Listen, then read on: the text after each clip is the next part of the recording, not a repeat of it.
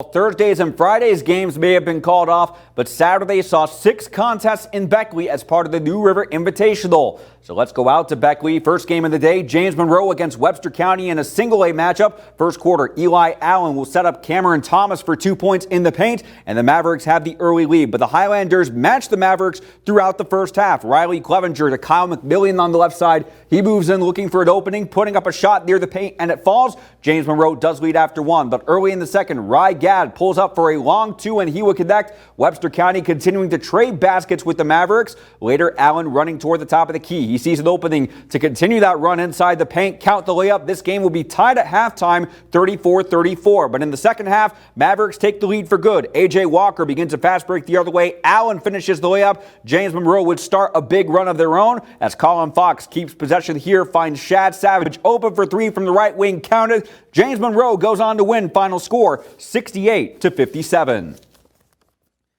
Game 2 on Saturday featuring both Greenbrier County schools, Spartans and the Cavaliers. Early first quarter, Michael Cadode will kick out to Chase McClung, open for 3 from the wing, counted. Greenbrier West with the early lead, but the Spartans would answer. Aaron Griffith with the steal in the backcourt, ahead to Adam Seams, who quickly goes the other way, completing the fast break with the layup over the shoulder. East would take the lead in the first quarter, and they would force another turnover here. Seams gaining possession, finding Monquel Davis for the left-handed layup. Spartans up 21-15 after 1. Cavaliers continue to make plays in the second. Caden Parker to Canode. He in turn finds Ty Nickel for the layup for Greenbrier West, but Greenbrier East maintaining their lead. A 3 off target, but Goose Gabbert with the rebound. He moves along the baseline and scores on the putback as the Spartans go on to win. Final score 81-68.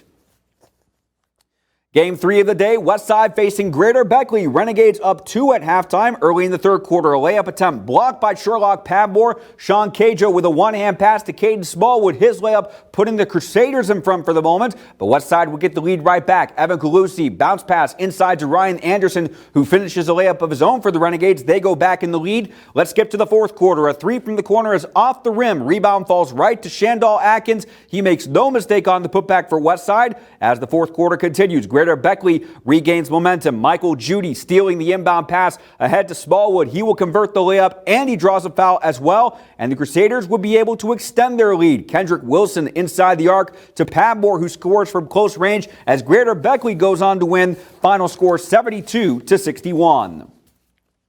And that game was followed by a girls matchup featuring Woodrow Wilson and University. First quarter, Latasia Creasy to Abby Dillon.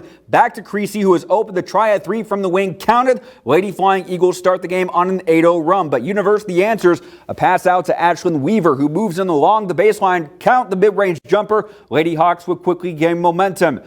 Eden Gibson able to keep the ball in play. Kick out to Hannah Stemple, open for 3 from the left wing, and University goes into halftime leading 18-16. They keep that momentum in the third. Stemple on a fast break, but the ball deflected to Emily Sharkey. She will try a jumper from the right side, and it falls for the Lady Hawks. Beckley trying to trim the deficit later in the second half. Bella Staples shot blocked, but Somalia Nelson scores from the right side, and she draws the foul. Later in the fourth quarter, Josie Cross quickly inside the arc toward the baseline. She puts up a contested shot, but it falls. However, the Lady Hawks keeping their momentum. Ella Simpson ahead to Gibson, who converts the layup as University goes on to win. Final score 48-32.